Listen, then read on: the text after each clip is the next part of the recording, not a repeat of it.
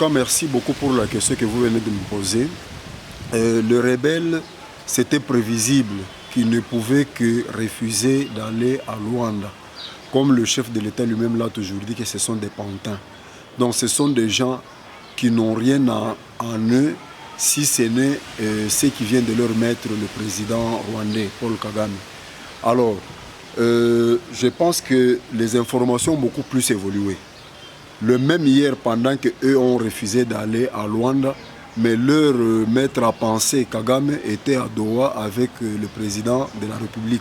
Et quand vous lisez le communiqué de presse qui a sanctionné cette rencontre, fait allusion aux assises, aux négociations, à la feuille de route de Luanda, à la feuille de route de Nairobi, et aussi intègre par ricochet les tractations entre la SADC et l'EAC.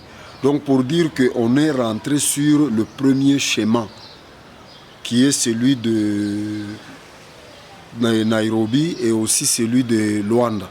Celui de Nairobi prévoyait à ce que tous les rebelles, tous les groupes rebelles puissent se réunir à Nairobi, puisqu'il n'y a pas que le M23 qui est groupe rebelle. Mais comme le M23 n'est pas un groupe rebelle, c'est l'armée rwandaise au Congo. Ils ont mal digéré d'aller à Nairobi avec les autres groupes armés. Mais la feuille de route de Luanda prévoyait les deux chefs d'État, c'est-à-dire que c'était un problème d'État à État.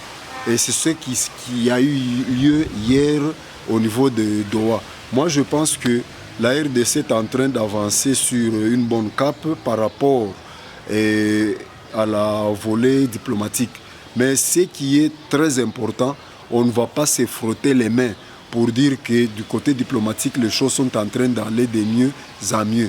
Nous devons aussi nous aguerrir sur terrain. Qu'est-ce que je voudrais dire par là? On ne va pas baisser les bras, puisque en chaque être humain, il y a ce que nous appelons l'instinct de conservation ou l'instinct de défense. Donc ces gens réalisant qu'ils sont perdants sur le plan diplomatique, mais sur le plan militaire, nous ne savons pas comment est-ce qu'ils peuvent encore s'organiser.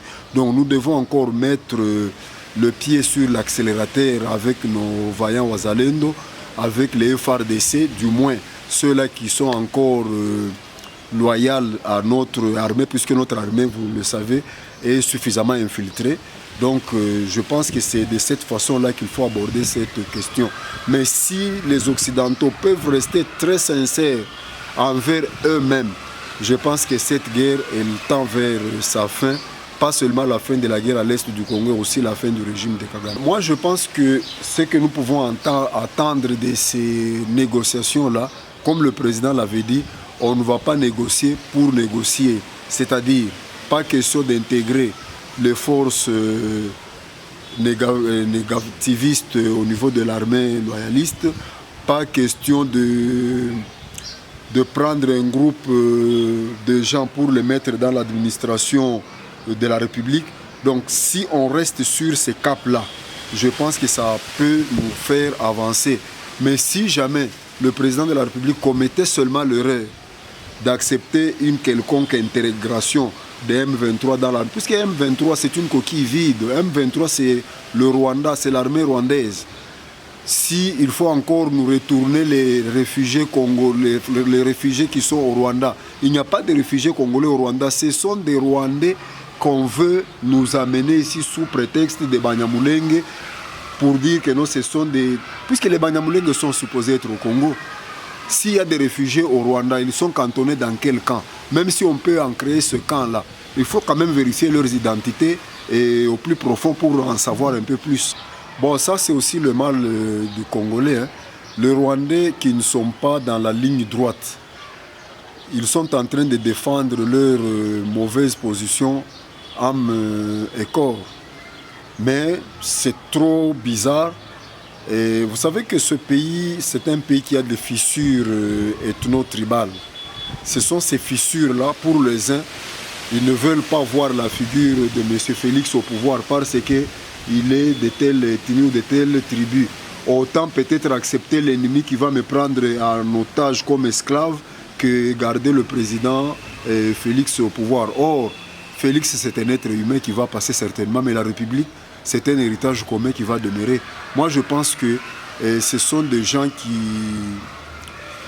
C'est leur opinion, mais qui n'est pas une bonne opinion. Ils doivent se dépasser, aller au-delà pour être réellement des patriotes, afin de défendre la République. Vous savez, une guerre doit se passer sous plusieurs manières. Il y a la guerre médiatique, il y a la guerre diplomatique, il y a aussi l'escalade militaire.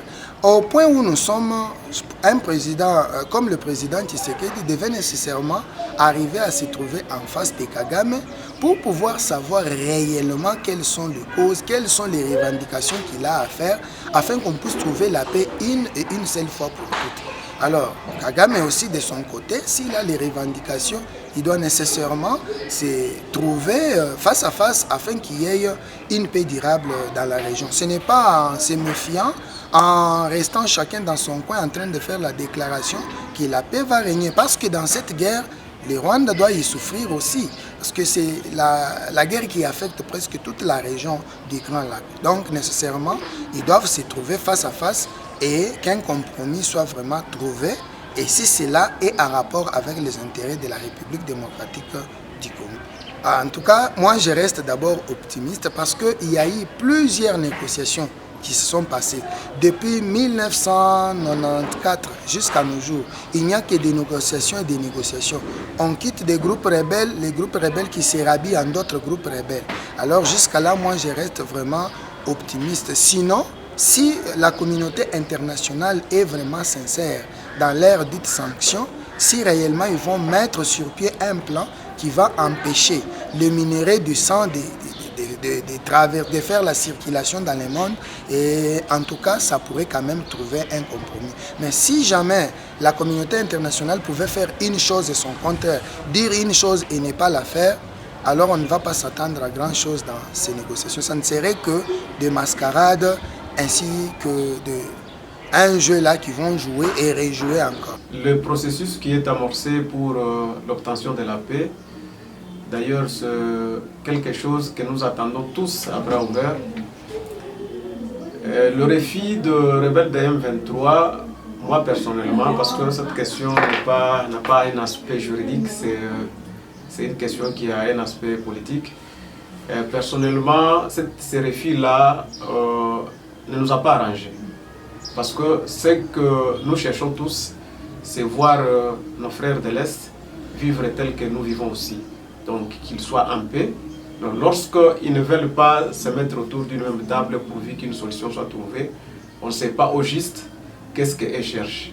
Mais au moins, les souhaits de tout le monde, malgré que certaines opinions disent que pourquoi le président de la République qui avait pris une décision selon laquelle il ne pourrait jamais rencontrer le président du Rwanda. Et nous saluons cette initiative parce que lorsque vous voyez vos enfants en train de souffrir, vous devez payer n'importe quel prix, question d'obtenir la paix que nous recherchons. Donc c'est une initiative que nous sommes en train d'encourager. C'est une très bonne voie et nous souhaitons que cela puisse aboutir et qu'une solution escomptée puisse être, soit une solution positive, puisse être de notre côté.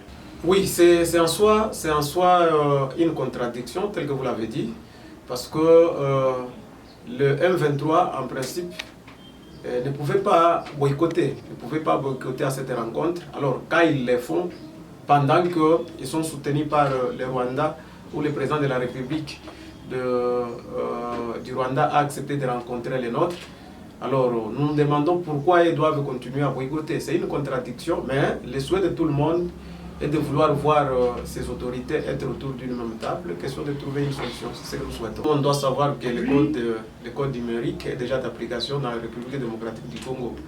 Le fait de publier n'importe quelle information, ça peut aussi constituer une prévention punie par le code pénal. Alors, ce que nous demandons à tout le monde est de faire attention parce que on ne peut pas prendre n'importe quelle information et commencer à publier. Parce que lorsque vous le faites, peut-être vous êtes en train de tendre la main à ceux qui nous agressent, ce qui n'est pas une bonne chose. Donc on doit laisser ce travail à ceux qui en ont compétence. Les journalistes sont eux qui sont appelés à nous donner des informations. Alors ce n'est pas une tâche qui revient à tout le monde. Voilà pourquoi à tout celui qui s'adonne à cette pratique, je pense qu'il est grand temps de cesser. Parce que à tout moment, on peut se voir être interpellé par la justice parce que les codes numériques sanctionnent ces comportements.